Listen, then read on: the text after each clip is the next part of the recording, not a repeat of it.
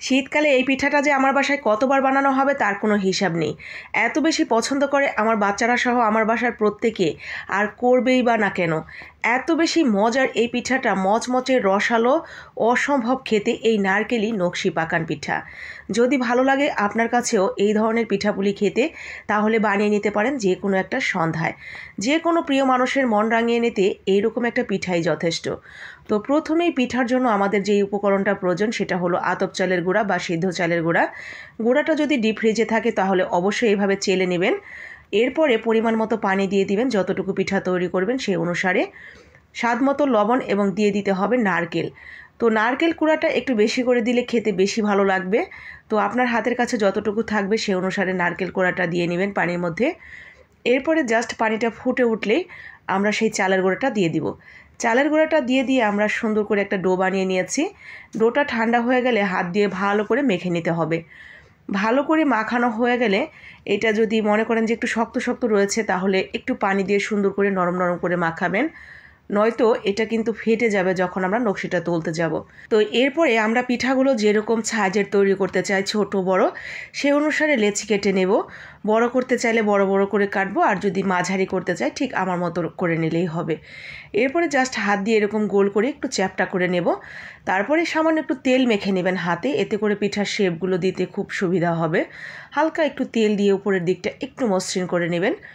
এরপরে একটা চামচের ডাট দিয়ে ঠিক এইভাবে আমি ডিজাইনটা তুলে নিয়েছি। ডিজাইনগুলো আপনি আপনার মনের মাধুরী মিশিয়ে খুব সুন্দর করে নিপুণ হাতে তৈরি করে নেবেন। যে যত সুন্দর করে ডিজাইনগুলো তুলতে পারবেন পিঠাগুলো ততটাই বেশি নান্দনিক হবে দেখতে। তো আমি এইভাবে সিম্পলের মধ্যে একটা ডিজাইন করে নিয়েছি। এখন মাঝখানে যে জায়গাটা ফাঁকা রয়েছে, এই জায়গাতে একটা কাঠি দিয়ে ঠিক এইভাবে এ পাশ থেকে ওই পাশে ছিদ্র করে দেব।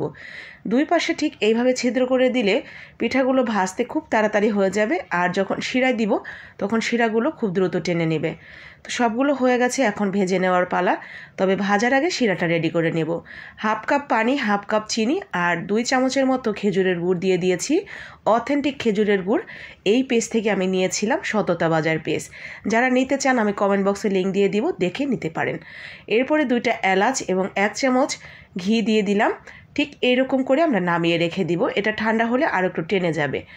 এখন পিঠাগুলো ভেজে নেব। খুব বেশি অতিরিক্ত তাপে কিন্তু এই পিঠাগুলো দেওয়া যাবে না।